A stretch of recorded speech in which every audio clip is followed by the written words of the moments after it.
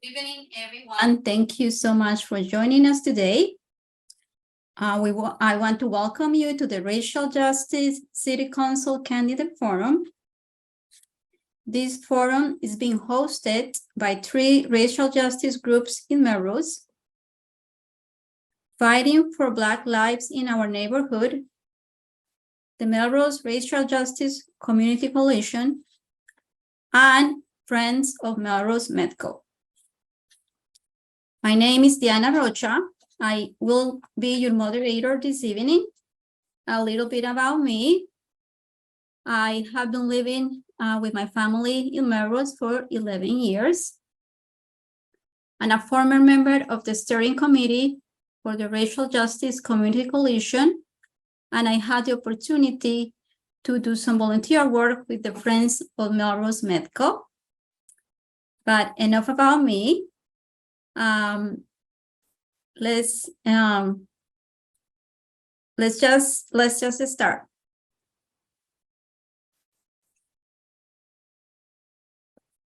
Question number 1. Last year, Melrose conducted a DEI climate study with a focus on racial justice. High levels results indicated the following. Black people had lower agreement than white people, than they feel a sense of belonging in Melrose, feel that they can be their full, authentic self in Melrose, feel comfortable interacting with Melrose institutions, especially City Hall, including the mayor's office, clerk building department, and treasurer, the Melrose Public Schools, and the Melrose Housing Authority. We have federal, state, and now local data indicating these disparities. What are your plans for addressing and working to resolve these disparities in experiences for people of color in Melrose? Please be specific, i.e., please speak to programs, policies, and budgets.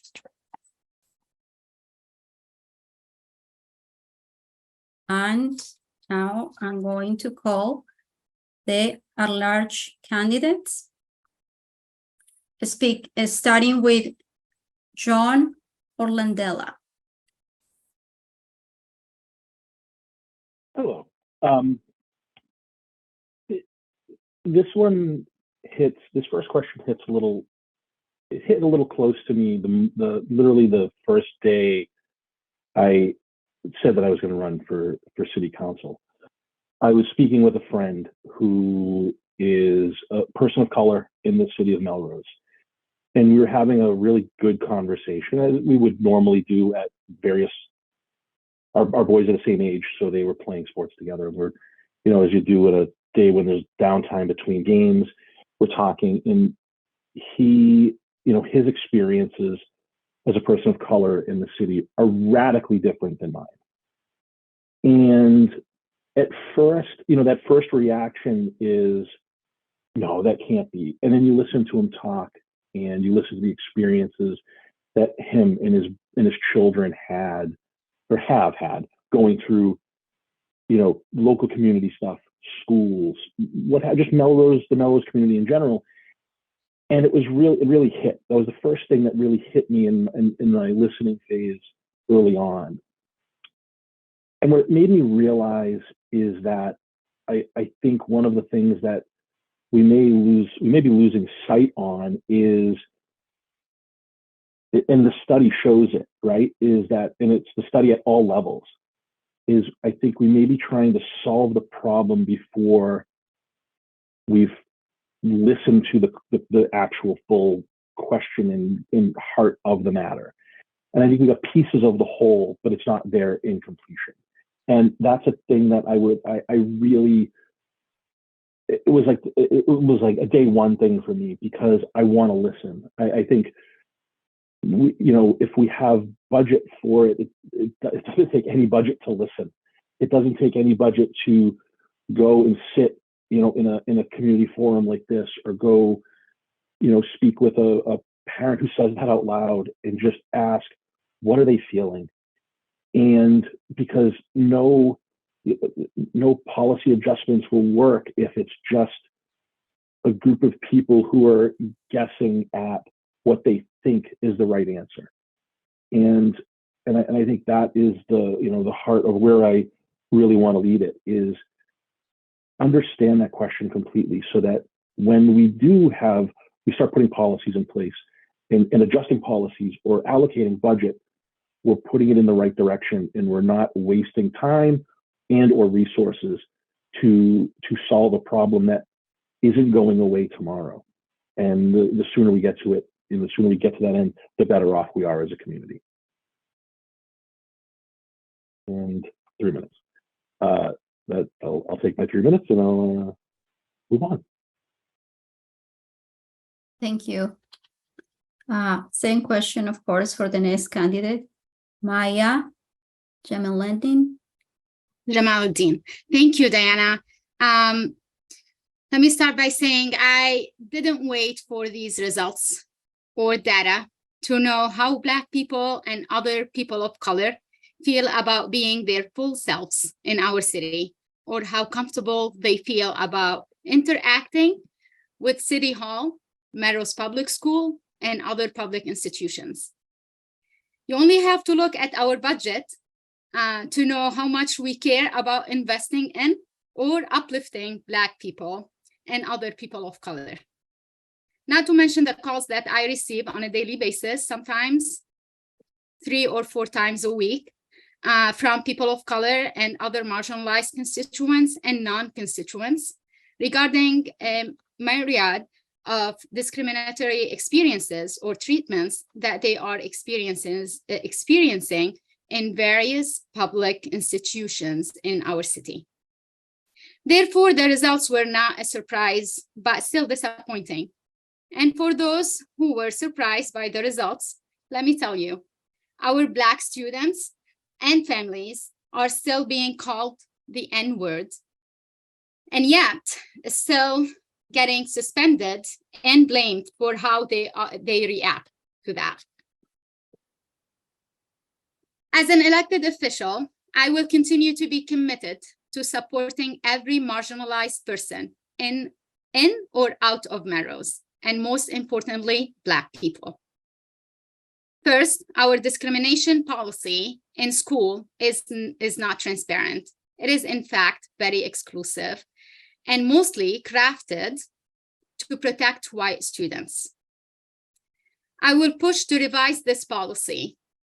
I will push for trauma-informed and trauma-responsive training so that we educate ourselves of how to deal with folks with trauma during difficult situations. I will continue to ask that all resources in City Hall and in our departments, different departments, to be translated to be more accessible. Moreover, I will continue to hold ourselves and department heads and mayor, our next mayor, accountable and urge them to find resources that are specifically to serve Black folks and marginalized population as well.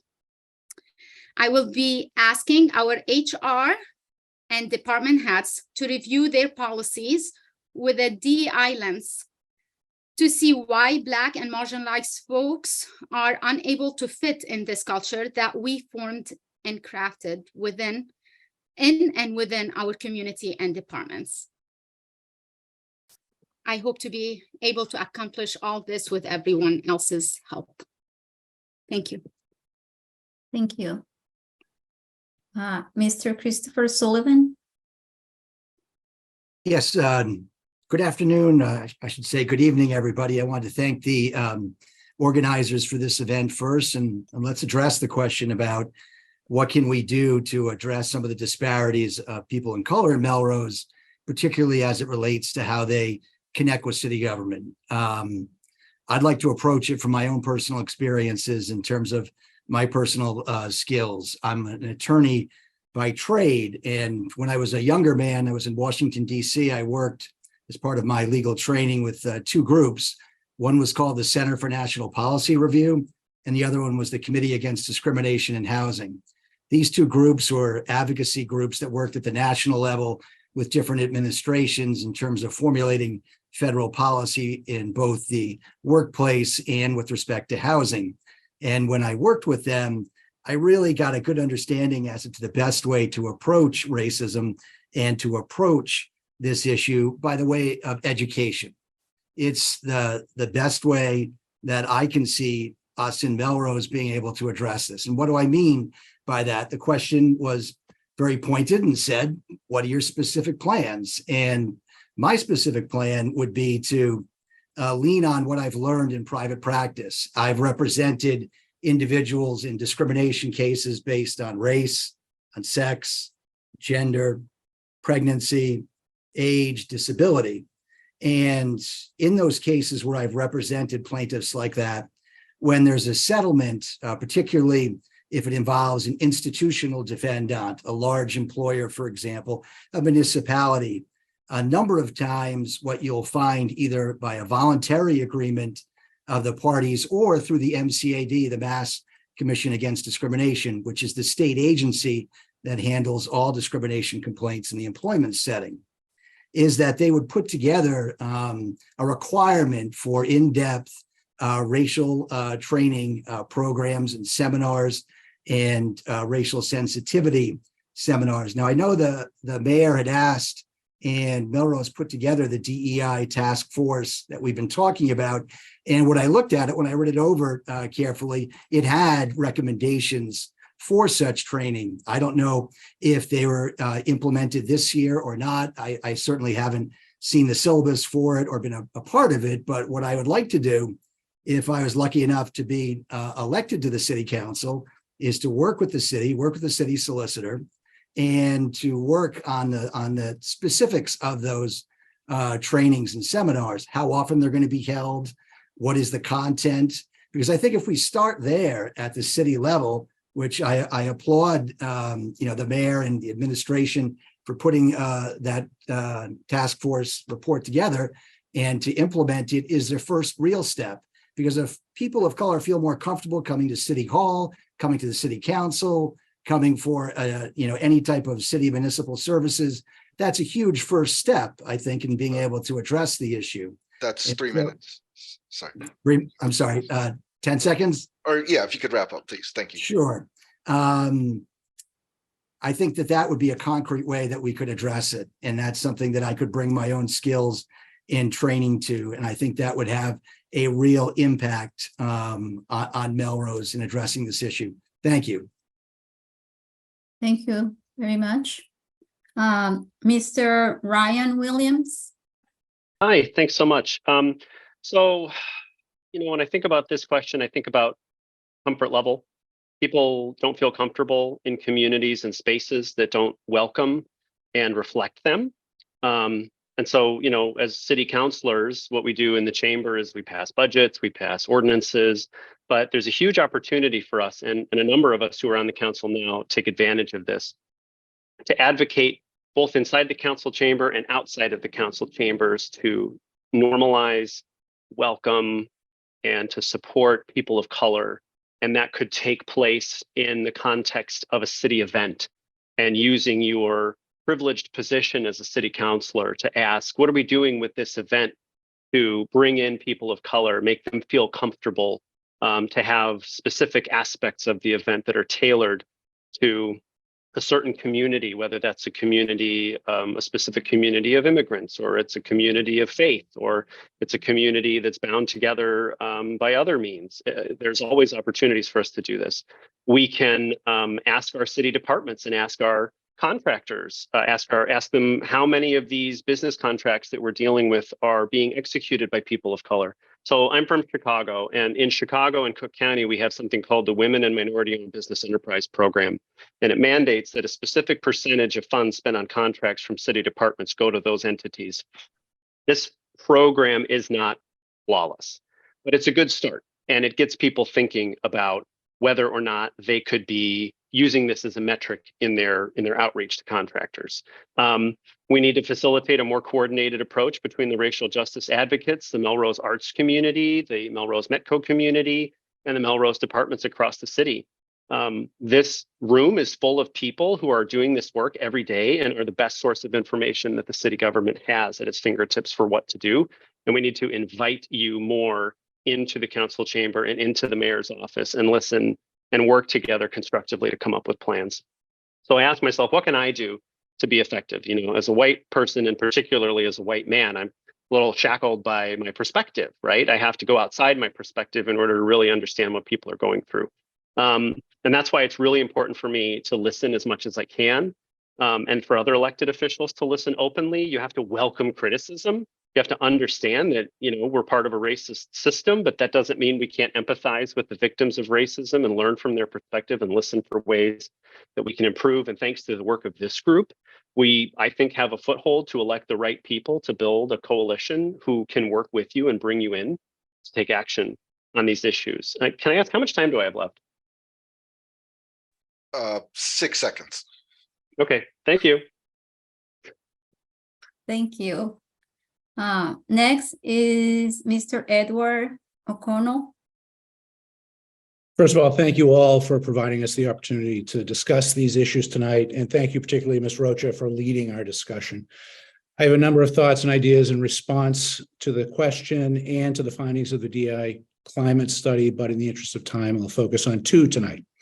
First, from a community culture standpoint, I would and will, as a city councilor, encourage local cultural institutions and organizations in partnership with our city government and our schools, and with appropriate sustained investment of city finances and other municipal resources, to develop a coordinated and ongoing annual slate of cultural programs, events, and community-wide enrichment activities to celebrate the history and the contemporary lives of people and people of color, and members of other historically and currently marginalized communities, be they based on race, religion, national origin, sexual orientation, personal identity, ability, or otherwise. I see this as a means of civic action and engagement through visual and performing arts, speaker series, panel discussions, interactive activities, workshops, and more. Community building, civic engagement, and civic action writ large. And acting intentionally, I think we can broaden and deepen our collective cultural awareness, educating ourselves as a community about cultural differences, and discovering and facilitating ways to bridge those differences. Importantly, this kind of city-led effort would elevate our profile and reputation as a community attractive to people of color and others because of our commitment to actually being a sustainable multicultural community. If we want a more diverse community, in my opinion, diverse people need to know we're here and what we're about. With regard to people's interactions with city government and our schools, and this is not a new issue to me as a city member of the school committee, I think we have to make a serious, substantial, and sustained investment in recruiting and retaining people of color and members of other marginalized communities to work as city employees and teachers here in Melrose. For people of color and others, young, old, and otherwise, to actually see their identities reflected in City Hall and in our classrooms. That is the key to this issue. And I think we need specialized roles within our city and school HR departments dedicated exclusively to this task. We also clearly need to retain the services of an expert who can both train this staff and facilitate our outreach into communities of color and beyond. At this point, I think we've established that we can't do this on our own successfully. We clearly need some help to get this moving. And just as clearly, this work is going to take a serious financial commitment and a serious policy commitment that I, as a city councilor, will advocate and support. Our local government should be leading and not following on these issues, and I'm prepared to work with my fellow city councilors, our school committee, and our new mayor to make that happen. Thank you. Thank you. Ms. Maria Berardi. Hello, how are you? I grew up in Melrose, and the METCO program started when I was in second grade. And I really didn't see many problems, and we were children just playing with each other. We were all the same. it's really sad to hear that some people are still closed-minded and have not the greatest intention. I live in a diverse neighborhood and everyone seems to get along. There was a problem with my neighbor who lives upstairs with me and a neighbor across the street. When they moved in, they started giving the people upstairs from me a hard time. I wasn't there, but someone brought it to my attention and I made sure to call that landlord and have that woman put an end to it so that these people would feel welcome. They should feel welcome. They have an apartment in Melrose and they should live peacefully. Within government, I'm not quite sure what could be done. It's really sad that, you know, here we are almost 2024 and there are such differences in opinions. It starts at home, you know, to teach people to accept. My daughter never had a problem with anybody. I honestly don't know, but I look forward to rectifying this matter. And Thank you. Thank you. Mr. Michael Lyle? Not attending. We are going to Lila McLearelli now. Thank you. Can you hear me okay? Great. Thank you for first for this question, for holding this forum. I've had the great opportunity to attend and participate in the Racial Justice Community Coalition's monthly meetings over the past few years. So I'm happy to see this opportunity to ask candidates questions come to fruition. As the second person of color ever to serve on the Melrose City Council, and the first being only in 2017, racism and topics of diversity, equity, inclusion are not just theoretical topics, but part of my lived experience. As a brown biracial woman and a daughter of an immigrant, I know firsthand what it's like to feel like you don't belong or to feel like you can't be your authentic self in your own community. At the same time, I do want to name the privilege that I hold as a biracial woman and acknowledge that my personal experiences may be very different from those of my friends and neighbors who are also people of color, whether they be Black, Latinx, Asian, or Indigenous people. In terms of my service to the community as a member of the Human Rights Commission for several years and then a city councilor since 2020, I have pushed vigorously for the administration to address what I feel has been a longstanding neglect of issues around race and racism in the city.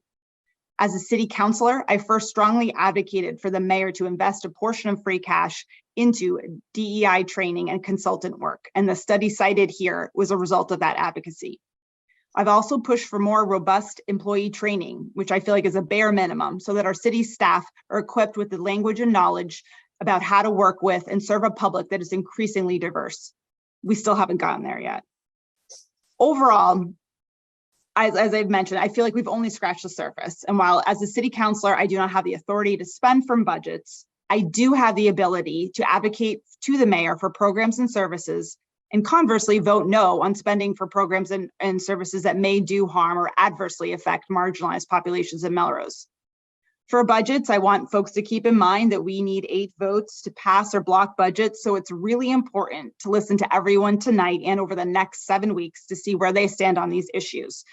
For me, I pledge to work with the new mayor to continue to address these issues, dedicate financial resources and staff time to tackle this important topic of belonging and inclusivity for members of marginalized populations and people of color, because I know this experience firsthand. Thank you.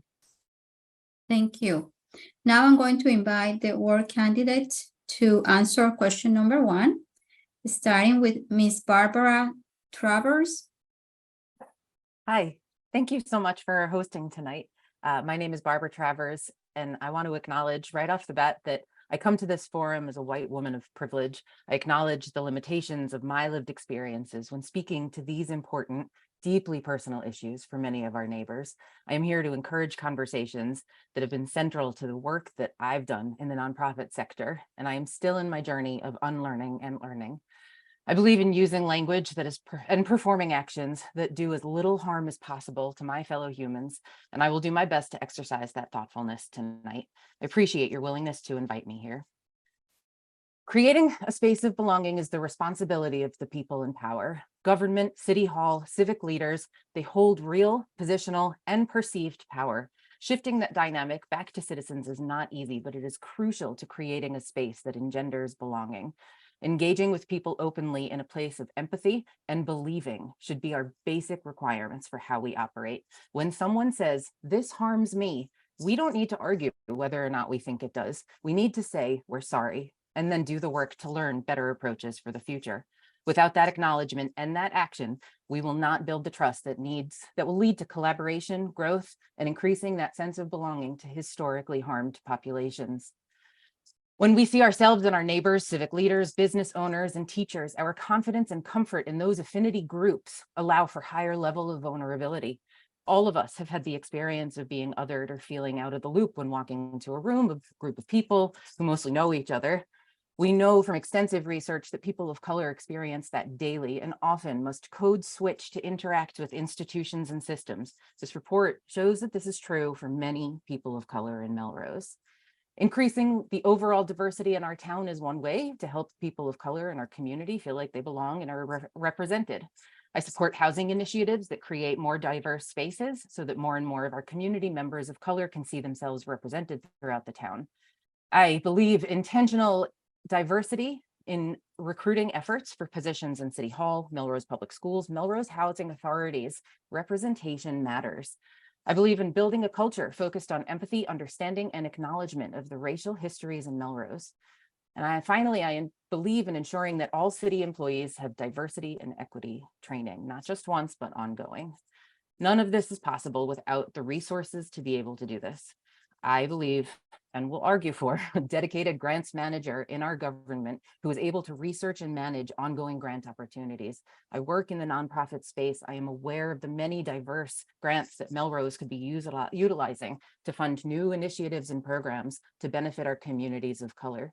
Without finding ways to close budget gaps and figure out ways for the budget to go beyond level spending, we will never have the ability to implement new, innovative, and better programming for people of color in our city. How much time do I have? You're at time. Yes. Excellent. Thank you so much. Thank you. Mr. John Obremski. We are actually now going to Kimberly Vandiver. Okay, thank you.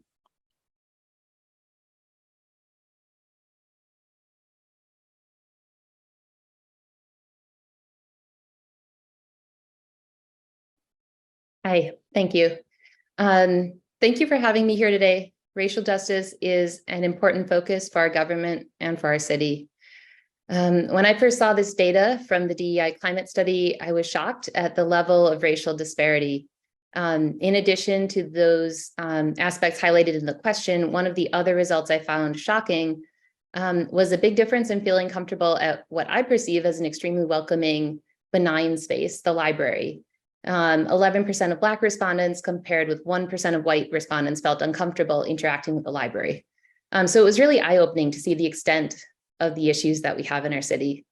There are many good ideas that people have been suggesting tonight and that were suggested at the previous mayoral forum. Workforce diversification, recruiting in communities of color, removing names and addresses from resume, using meeting spaces at City Hall for community groups, reviewing policies and procedures. And I think those are all great ideas.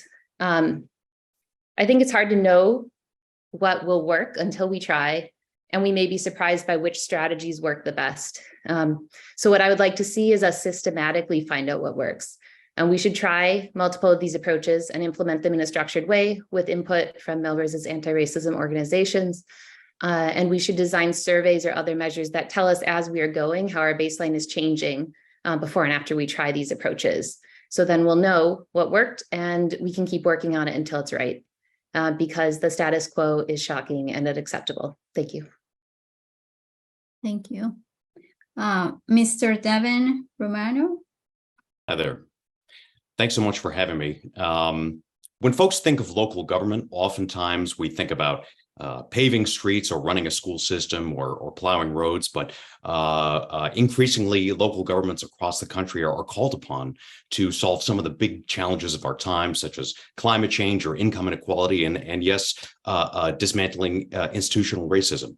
So once we recognize that we are living in a system designed to create racially disparate outcomes, and that we're a part of a multi-century federal, state, local coordinated effort to create those and produce those outcomes, it really focuses the mind to thinking about all city government outcomes through a racial equity lens in pursuit of our higher calling of life, liberty, and pursuit of happiness. So to bring it down to Melrose, I think that I look at a few different policies that have been mentioned tonight, such as hiring. I do a lot of recruiting in my day job for cities around the country. And if we don't have a diverse applicant pool, that's a huge problem. We have to have applicant pools that are reflective of the community that we serve.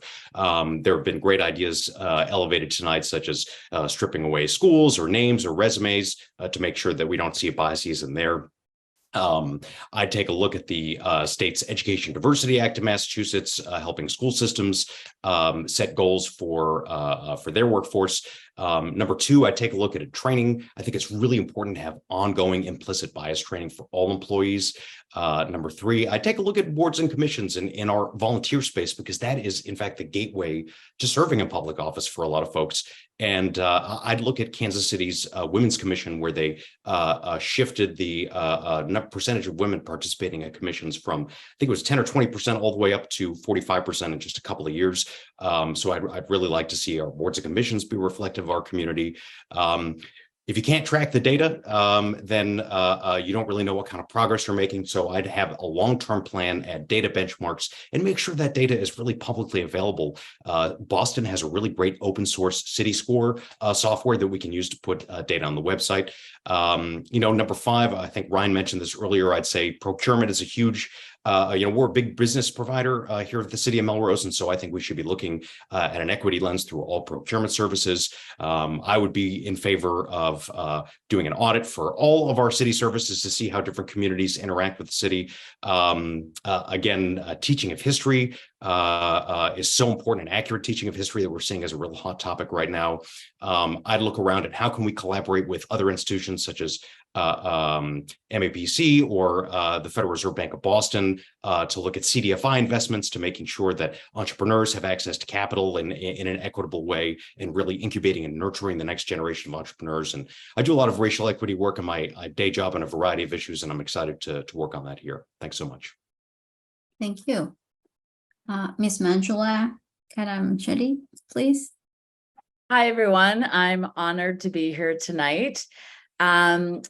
I have so many thoughts around racial equity and diversity, equity, and inclusion. I think I will start in regards to the data that was shared. The numbers don't lie, and the numbers represent members of our community who don't feel welcomed, who don't feel wanted. And I think it's really important to remember that there are people, our friends and neighbors, who are behind those numbers. So while we look at the numbers and understand the data, I think it is also really important to listen and learn and hear people's stories. And I have a lot of ideas related to policies and programs and things that we should be doing. But I think the first step is to bring people together who have those experiences, as they are the experts in regards to the solutions. And I believe these kinds of programs, policies should be co-designed with those who are at the center of issues regarding racism and diversity, equity, inclusion. So I want to start with that. Second, I want to say that in terms of doing this work, it is a priority to have elected officials and leaders in our city who not just talk about the importance of diversity, equity, and inclusion, but actually take action. And I would just like to cite that there are city councilors who are up for re-election who don't just talk the talk, they walk the walk. And I want to recognize Maya Jamaluddin, Lila Migliorelli, and Ryan Williams as councilors who don't just talk the talk, they walk the walk, and they do it in collaboration with me and with others. And I know that there are other people who are running for office who would do the same. In terms of my experience regarding these issues, I'm a school counselor professionally, and my career has been dedicated to equity and access in public school systems, particularly for our most marginalized students and families. And again, that really revolves around listening to student stories and listening to the stories of our families and becoming collaborative in terms of figuring out ways forward. I think many of you may know that I was one of the founders of the Racial Justice Community Coalition here in Melrose, and it's actually what launched my political career. Community members around me who I was in the Racial Justice Community Coalition with encouraged me to run because representation matters. And so without having a background in this area, I took it on and was supported by one of our mayoral candidates, Jen Grigoritis, who really helped me understand what it meant to run for city council and then how to do that job while I was in it. And I think that's such an important part of doing this work. 3 minutes. Okay, thank you. Thank you. Thank you. So now we're going to move on to the second question. And I'm going to read it. Two high priority strategies of the recently passed Melrose Housing Production Plan were: first, pass the Community Preservation Act, a property surtax earmarked for affordable housing, historic preservation, and open space. 2, create a down payment assistance fund for low and moderate income households looking to purchase a home in Melrose and target low home ownership rates among marginalized communities. Do you support these high priority strategies? Why or why not? So let's start with the members of the at-large candidates. Mr. John Orlandella, please. Yes, I'm going to hit each one of them one at a time because I think they're both extremely important topics, but they're very different in the effectiveness that they are. So with the first one, in regard to the Community Preservation Act, where you have, I think it's extremely important. I'm very much for that. As a person who spent the last 10 years on the board of directors for Melrose Little League, the open space is an integral part of the community's livelihood and well-being. To watch all children be able to go out there and play, not just baseball, but seeing all sports at all times. That community area is extremely valuable, and being able to have that there for everybody is I think of the utmost importance. And along with that, it's sort of lumped in there with the affordable housing. I think that's also I think for many of us in this room, we probably all agree that we don't have to worry as much. But there are those that I've spoken with that unfortunately lived in Melrose and no longer could be a part of the community because they were essentially priced out of the city.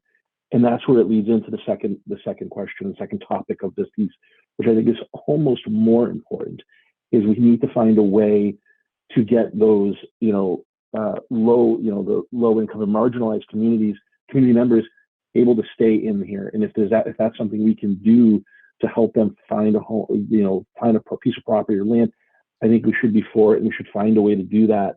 Because if we're not, we're pushing out individuals who can't get their feet under them, and we're going back to the first conversation, the last conversation we just had, which is why are people feeling left out? And we need to find a way to make them feel belong to the community.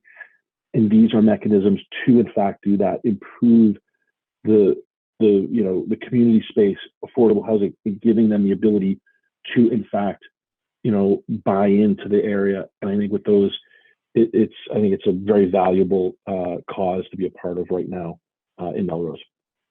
Thank you. Thank you. Miss Maya Jamaleddin. Thank you, Diana.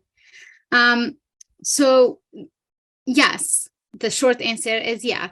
This is a great step to support and help Black and marginalized folks to live in this community, to actually invite them and help them get a house. And what's next? What can we do next after we bring them over and we tell them, hey, we're gonna help you buy this house? Are they gonna feel actually welcomed? Is it sustainable for them? That's the question. I'm just afraid to say, yes, I am in favor of this. And then we'll tap ourselves on our back and say, hey, we did our job. It's up to you. We did whatever we can do. And you still didn't come and live in our community. No, the work is not done here, because after we do that, we still have to make sure to review our policies. Back to our first question, policies, procedures, the culture that we built within our community to make sure that they are welcome. Because let's say it and name it here, that not only Black people with low income don't feel welcomed in this community and they cannot buy a house in this community.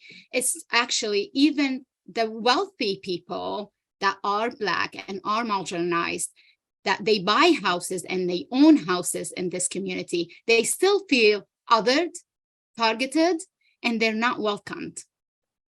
There is a lot of examples, and I'm sure you've watched and heard a lot of stories about people that they own actually houses in Melrose, but just because that the way how they look or their skin color, they've been targeted. So yes, let's try to accomplish those two policies, but after that, we need to do more.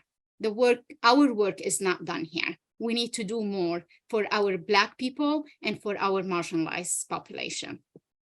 Thanks. Thank you. Mr. Christopher Sullivan. Thank you. The Community Preservation Act is something I strongly believe in. I tried with a group of individuals, interested parties about 15 years ago to pass it in the city of Melrose. Back then it was the Board of Aldermen. And unfortunately, we didn't have enough political support. We didn't have enough votes. So it never passed the Board of Aldermen. It never got to a citywide ballot. But I think times have changed. And I think certainly if I'm lucky enough to get on the city council, I would advocate for it. I know that a number of the other candidates who are here with me today support it. And I think we could build a real coalition. Whoever gets in, if there's enough of us on there, if we can get a majority, we should pass it and we should put it on the ballot. And I think that we should organize, and I think we could get enough support to get it passed. And without going too deep into the weeds on the CPA, and this is for the benefit of folks who are listening to this at a future time, what it is a tax. But what I like about it is it's a targeted tax. And what it does is it allows for the raising of revenue for very specific projects, for affordable housing, for historic preservation, for open space and recreational facilities outdoors. And that's important because it's important for people who live in Melrose, who are taxpayers, who are paying for the ability to live here and own property, to know where their tax money is going. That's why I like this, because they can see where it's going and you can have some control over it. And I think that's very important, particularly for members of the Melrose community that are on fixed incomes. But focusing on the CPA, there's also other things you can do with it. It's a 1% to 3% sliding scale. So we don't have to have 3%. We could have 1%. That's fine. There's also an exclusion. I believe it's about $100,000 of your first income of your house. So it's something that we could work with, and we could tweak as we need to or change.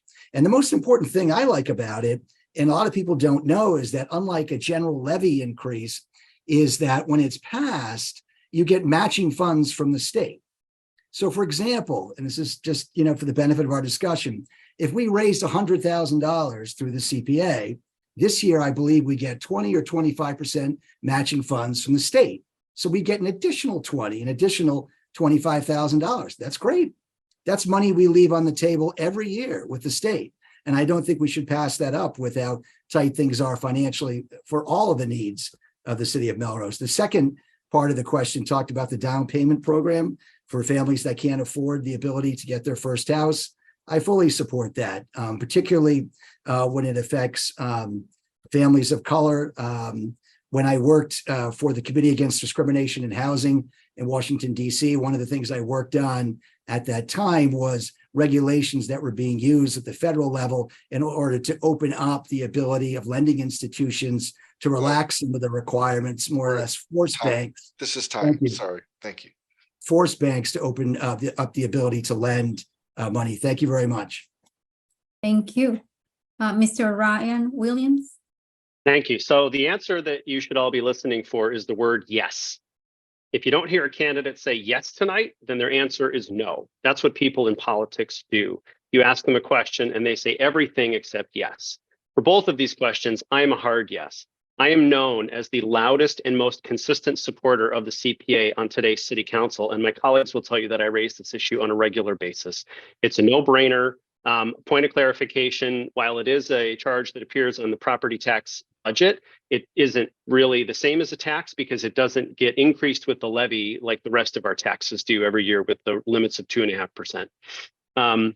I wrote an article on the CPA a few years ago in 2019 that goes into some more detail about some of the exemptions and the ways that we can activate this in Melrose. The bottom line is that it costs less than Netflix, and yes, the state will kick in about 30%. I agree that it is a super good targeted use of funding, although in some communities they've used it for, I'll say, less than beneficial purposes. But if you want to learn more about the CPA, you can just search my name and CPA and Melrose, and I'm sure that article will come up and you could read more about it. In regard to the housing down payment question, not only do I think that this is a great idea, but I actually think it would be less expensive than we think it would be. So I actually sold my condo in Melrose. I'm moving to a home in Melrose. I'm still in Melrose. And last week we received many offers and a lot of them had less than 10% down. We own a condo. It's fairly small, 1,000 square feet. So perfect starter home for people who don't have the large incomes or built equity to move into. And we received quite a few offers and some of these cash amounts were pretty small. So I think a couple $1,000s can make a big difference. But really to echo Councilor Jamaluddin's point, we have to be careful and we can't just put these things out there and expect that they're going to result in victory. Because if you put this out into a community that's 89% white, you're going to get 89% white people. And so if the goal is racial justice more than low and moderate income support, you have to actively call these people in. You have to seek them out through some other means. You have to encourage them to apply. You have to support them through the application process. You probably cannot make the application dependent on race, especially with the Supreme Court rulings that we've had recently around affirmative action. But what you can do is engage in a kind of casework approach that finds people that could use this help, encourages them to apply, and then kind of holds their hand through the application process, the application process, which would have to be kind of blind to some of these characteristics and give them a better chance of succeeding. Thank you. Thank you. Mr. Edward O'Connell. Thank you, Ms. Rocha. I wholeheartedly support adoption of the CPA with all available exemptions and exclusions for seniors and people of limited financial means. This is a no-brainer for me, as is so often said and has been said tonight. We're leaving state money on the table by not adopting this measure. Melrose needs all the available tools at its disposal, financial and otherwise, if we're going to get serious about affordable housing, as well as with regard to historic preservation and open space. In fact, I think there's an important interplay between affordable housing and historic preservation, whereby Melrose could actually facilitate the creation of more affordable housing while preserving the historic character of our existing built environment. In my opinion, if we want a truly diverse, livable community with a high quality of life for all, then smart and sustained investments in our housing stock, our built environment, our municipal infrastructure, and our open spaces is the way to go. As a city councilor, I will advocate and support such an approach and for the financial investments necessary to make it happen. The CPA is one part of what should be an active and concerted effort toward greater access to housing opportunities in Melrose. Likewise, the creation of the Down Payment Assistance Fund. We need to help prospective home buyers, particularly members of historically and currently marginalized communities, to find the means to make a down payment and finance a home purchase. A Down Payment Assistance Fund is one important piece of the puzzle. As a city councilor, I will fully support and advocate for efforts to use this tool and others to achieve our stated goals. But here's a reality check, friends. The hard truth is that these things take time and effort and resources. They also take votes. And on the Melrose City Council, ordinances and appropriations require 8 votes. That means, as a practical matter, that the voters who don't just care about these issues in a theoretical sense, but actually want to see change and progress happen, need to use all 4 of their at-large votes, along with their ward councilor vote, to elect councilors who are going to move this agenda forward. 4 at-large votes for candidates who reflect your values and goals for city government gets us closer to where we need to be. 2 votes or 1 vote for councilor at large, the so-called bullet vote, gets you and us collectively nowhere as a practical political matter. 8 is where we need to be to get real work done on the city council. And we need people in government with the experience and know-how to get us there. I hope the voters that want action on these issues think this through and vote for a team and not just for 1 or 2 people.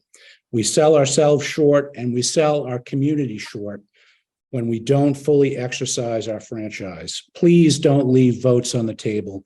Use them all, I say, and wisely. Thank you. Thank you. Ms. Maria Berardi? At this moment, I don't think this would be realistic. As it is, there are many residents who have been here for decades, if not generations. We are getting taxed upon taxed upon tax. They are adding on our ballot another debt exemption tax. There are people who have their houses paid for and can no longer live here because of the tax. To add on another tax could devastate some families, and it would cause more friction between the people. It is fabulous if we could get it on a state level, a federal level, but it will bring more problems. We have structural problem within Melrose that Melrose cannot fix now. I say we fix the city first, fix the roads, fix the first responder buildings, make it safe for everyone, and then we can welcome people in, more people of all types. But I'm sorry, I know many people would be against this right now. I speak to many people in Melrose. I grew up here and work here. And it would be a hardship on them. And that's what I have to say. Thank you. Ms. Laila Migliorelli? Thank you, Ms. Rocha. The availability and affordability of housing in Melrose are crucial areas that I've championed while I've been on the council and will be advocating for moving forward. So yes, quick answer, I'm supportive of both passing the CPA and creating a down payment assistance fund. I'm on the record and proud to be one of the 7 councilors who voted to accept the Melrose Housing Production Plan. I've also co-filed legislation to accept the city's first affordable housing trust. And we only have a 250,000 in that right now, and we have a long way to go. The CPA is a huge missed opportunity, as many people have said tonight, for this community. I'm looking forward to working with the next mayor to help ensure we prioritize this in the future. We need housing of all types and all price points to ensure that we foster a welcoming community and diverse community for all residents to live and thrive. And I agree with Councilors Jamaluddin and Williams that these 2 strategies in and of themselves are not nearly enough to combat racism and racial justice issues throughout our city, but they're important pieces of a larger strategy. Thank you. Thank you. Now we're going to move to the ward candidates to answer the second question, starting with Ms. Barbara Travers. Hi, thanks again. So I am a yes and yes on this one to echo Ed O'Connell's line, which he stole from me. It is a no-brainer as far as I'm concerned. It is a $5% surcharge, not a tax. So this is a surcharge on your taxes that are already levied on your houses with an exemption that exists there. And the proposed bill in the state government already has exemption limits for families earning under a certain income. We need to create easy pathways and accessible pathways for our citizens to be able to support and sustain the exemption process. It does include an annual renewal application. This should be something that City Hall makes readily available for all of our residents. This would support the work being done in our city on multiple buildings, including Memorial Hall, our main fire station, etc., plus green space, plus affordable housing. What's not to love? I do recognize the need for oversight, thoughtfulness, and clear communication around the implementation of these projects to ensure that they get strategically to truly accomplish the goals of the CPA with transparency and effectiveness. For down payment assistance, I work as the VP of Finance and Administration at an organization dedicated to breaking the cycle of homelessness. Our organization serves young adults from 18 to 24 in getting job training and placements and continuing that support for 3 years beyond. Creating access is one step. Creating systems that support and scaffold success for populations who have historically been kept out of upward financial and class mobility is the next sustaining effort towards equity in marginalized communities. Home ownership is one of the ways to build wealth and security, and opening doors of access to communities of color in Melrose makes sense to me. Racially diverse neighborhoods have been shown over and over again to have strong social and emotional and academic outcomes in student populations. It encourages small business growth and civic engagement. I support these outcomes, so I support the efforts that move us towards them. Thank you. Thank you. Ms. Kimberly Vandiver? Yes, I support these two strategies as a way of investing in ourselves and our community. The CPA is an opportunity to gain matching funds from the state, as has been mentioned, and to focus on 3 of our important shared goals. And down payment assistance is a counterweight that would help families get started on home ownership who can't lean on generational wealth or their extended family to help them get started. To make the CPA strategy the most effective, we should be thoughtful about our implementation and have a plan for how we're going to allocate funding to these various goals. There is a requirement that 10% of the money goes towards each goal, but then there are some decisions to make about the other spending. So it's important to make sure that we have a goal up front of spending money where we would like to spend it, including enough funding towards affordable housing. And with regards to setting up a down payment assistance program, I would want to make sure that those who access the funds are set up to be successful through using some level of pre-qualifications and putting ongoing supports in place for them as they proceed in their housing. With those notes around how we would steward these funds, I am in strong support of these strategies. Thank you. Thank you. Mr. Devin Ramon? Romano, sorry. Oh, it's quite all right. It's a tough name to pronounce. Well, at the risk of quoting Jane Austen, I'm 1,000 times yes on both of these questions. So, when you think about wealth building in this country, and in Melrose certainly, you create familial wealth primarily through homeownership. That's just really the main driver for a lot of Americans and a lot of folks in Melrose. So when you look at the Federal Reserve Bank of Boston's study of wealth in our community, they said the average white family has, this is a few years ago, so the numbers would probably be a little different now, but about $250,000 of aggregate wealth per white family and $8 for on average for Black families. And so that's just an incredible policy failure.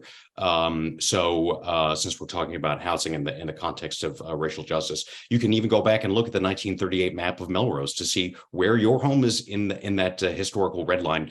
You may even have a restrictive covenant on your deed, even though it's not legally enforceable. But in any event, to get to the question at hand, I really highly recommend everyone working in local government to read Richard Rothstein's book, Color of Law. Really goes into the important history behind this. But yes to the passage of the Community Preservation Act. I think it's an enormously helpful tool if done appropriately, and folks have thrown out a lot of great ideas here. On the homeownership front, I think looking at first-time homebuyer programs, access to capital and funding, running perhaps maybe collaborating with local other communities on lending, education, and advocating for increased building permits, looking at a regional strategy and lobbying state government to advocate for credit scoring practices that are less discriminatory. So increasing diversity in the appraisal profession. I know those are a little less than what we're talking about today, but I think enormously important when thinking about home valuation and discrimination. On the rental front, I think looking at rental assistance programs, maybe there's opportunities for housing to be made available for educators or other city employees. And then just, looking writ large at zoning and where it's appropriate to apply inclusionary zoning practices, accessory dwelling units, so you can add on some units without much trouble, upzoning around transit, maybe stepping back a little bit and getting a little more macro and lobbying the state legislature to consider, stretch goals like baby bonds, which a lot of studies say that within 2 generations, you can narrow all racial wealth gaps and all wealth gaps, and just looking at some experimental policy. So I do a lot of work on eviction prevention, first-time home buyers programs, access to capital, home buying programs around the country, and really excited to work on both of these questions. And again, it's a yes for me. Thank you. Ms. Manchula, Karamjeti. Hi, everyone. I want to say that as a city councilor, I was one of those who voted for the housing production plan. And I'm a big fat yes on both the CPA and down payments for houses. And I also, part of this for me is the education around the housing crisis and why affordable housing is so important, why mixed housing is so important. And I think, as Barb Travers said, it really actually lends itself to a more vibrant community, more resources, more businesses. And those are the things that Melrose really needs right now. In our 4 square miles, we don't have a lot of income. And I know that people are very well aware of our budget issues at the school level and at the city level. And housing actually provides a lot of opportunity for us to grow and also to encourage others to come into our city and spend their money here as well. So I think those pieces are important to remember. My husband actually works in affordable housing. And so we spend a lot of time in our home talking about these issues. And he's taught me a new term, and I think another Counselor Eccles, has used this. Instead of NIMBY, it's YIMBY, and it is yes in my backyard.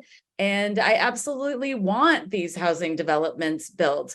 I want our veterans to have a place to live who are on a fixed income. I want our elderly, when they're downsizing, to be able to stay in our community and live here. I want single moms to be able to come to our community and find affordable housing. I want young families to be able to come here. That's what will make us a strong city, when we have representation. And then, as some counselors and candidates have alluded to, it's not just even having that fabric of our city, but then how do we make sure that those residents are included? How are they included in choosing our superintendent? How are they included in making decisions and supporting what is happening in the mayor's office? We have a lot of work to do in that area. And I'm really looking forward to working with city councilors who want to make that work happen and really take action and make change. Thank you.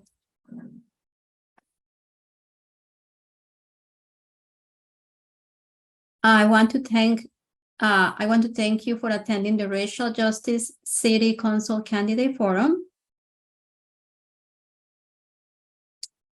The recording of this event will be posted at www.melroserocialjusticeforums.org.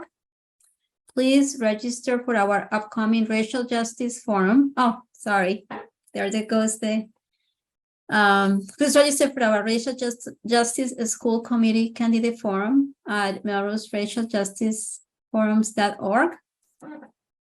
the school committee forum on October 4. And please remember to vote on Tuesday, November 7. Thank you very much.